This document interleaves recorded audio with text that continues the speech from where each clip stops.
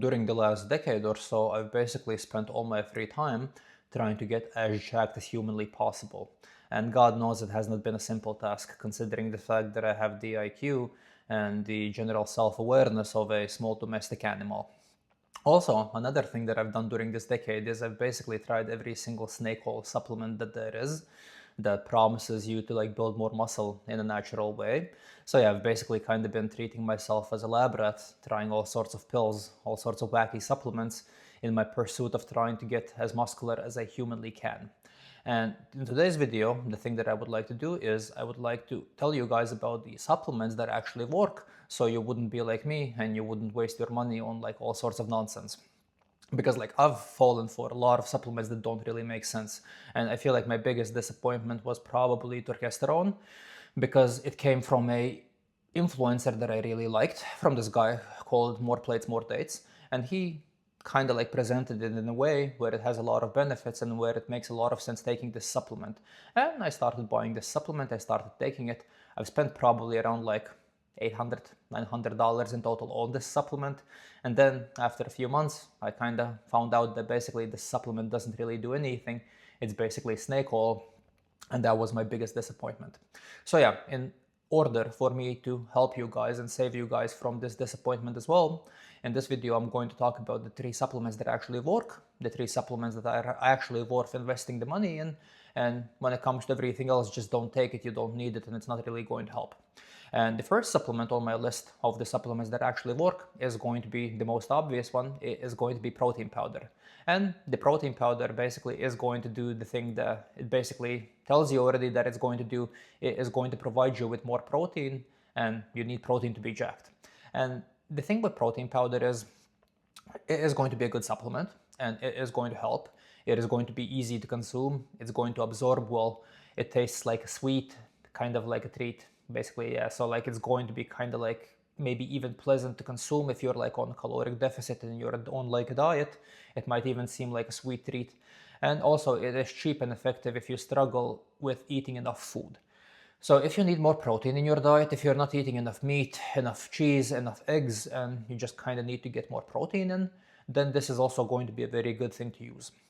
However, you also need to understand what is it that it actually is.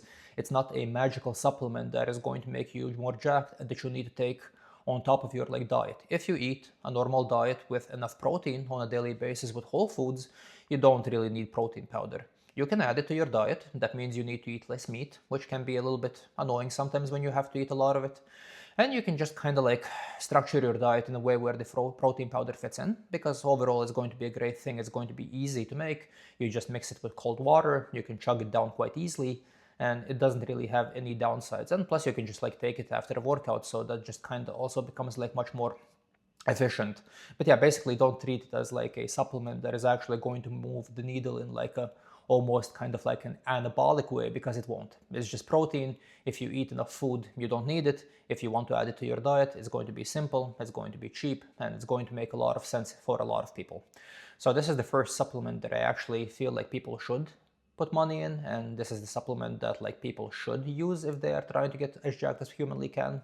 Then the next supplement that I'm going to talk about is going to be pre-workout. And you might ask me, well, how is pre-workout going to help me with building muscle? And yes, you are right. It is not going to directly help you with building muscle because it's just caffeine. But the thing that pre-workout does is it gives you crazy pumps. It gives you crazy energy. It makes you more efficient. It makes you more driven. And you are going to do better if you're going to take this supplement before the gym.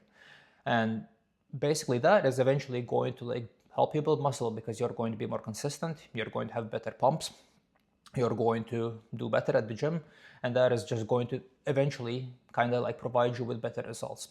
However, one thing to understand about pre-workout is, first of all, you kind of need to take it in moderation, and if you take it in moderation, it is a good thing to use and it is going to be absolutely fine. However, if you are training later in the evening, or if you're not very tolerant to caffeine, pre-workout might be something you might want to be careful with, because if you train later in the evening and, for an example, you are quite caffeine sensitive and you're not going to be able to sleep during the night because of the pre-workout that you consumed, that is not really going to help you when it comes to gaining muscle, because for you to recover, you need to sleep. And if you don't recover, you don't gain muscle. So like if you're not going to be sleeping well because of taking pre-workout later in the evening, then you might as well not take it. Then you maybe are better off just like drinking a coffee before the gym, or like maybe taking something lighter, buying some kind of lighter energy drink, and that is also going to help you. But if you train earlier in the day, or if you train during the morning time, or if you're just generally not that sensitive to caffeine, a pre-workout is something that is actually going to help, and pre-workout is going to make your gym experience significantly more fun. At least I do enjoy using it quite a lot, and I still use it till this day. So that is the second supplement that I would suggest that you could potentially introduce into your rotation, because it is actually going to help. And then the last but not least, actually in my opinion, like the best supplement you can use when it comes to like gaining muscle and when it comes to gym performance is going to be, once again, maybe for some people an obvious one, but maybe for some people not as obvious, it is going to be creatine monohydrate. And the reason why I say creatine monohydrate is because it's generally the most tested and the proven supplement that makes you bigger and stronger.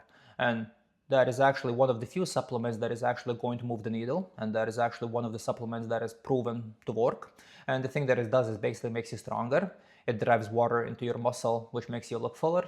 So it's kind of like a supplement that is going to give you everything exactly the way that you want to get from the gym. So like it's going to make you bigger, it is going to make you stronger, and that's basically kind of like what most people aim for when it comes to going to the gym. So in my opinion, this supplement is a no-brainer, and anyone that like goes to the gym on a somewhat consistent basis should most probably use this supplement. The only downside with creatine is that it might be a little bit annoying, in a sense where like it's sometimes going to upset your stomach a little bit, and it's going to be fine for most people. But if you're going to take like big doses of creatine, it might make you like go to the bathroom a little bit more than you would like to. And the normal dose that people use creatine in is like 5 grams a day. I take 10 grams a day. 10 grams a day, Jesus, I can't even talk no more.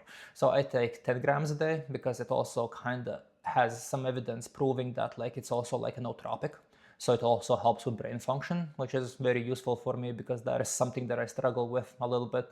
So yeah, for me, like I take 10 grams, it doesn't really do anything bad. I don't really have stomach issues anymore when it comes to taking creatine. And it's not like you're going to have stomach issues. It's just like you're going to have to go to the bathroom more, and that's it. At the beginning, I did have a little bit of that, but now I've been using creatine for like a very long period of time. So I don't really have these issues anymore anyways.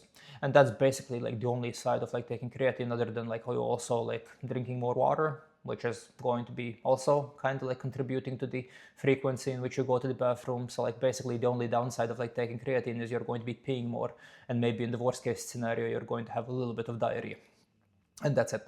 And yeah, these are the 3 supplements that I still use till this day, that I have used basically all through the time I have spent lifting weights.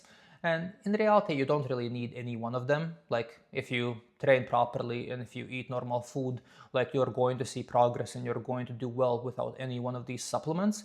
But these are good, decent supplements, and that's something that might be worth adding to your rotation in case if you might actually benefit from them. So if you get tired before the gym and if you need more energy pre-workout, if you don't eat enough protein, if you don't eat enough meat, then maybe protein powder.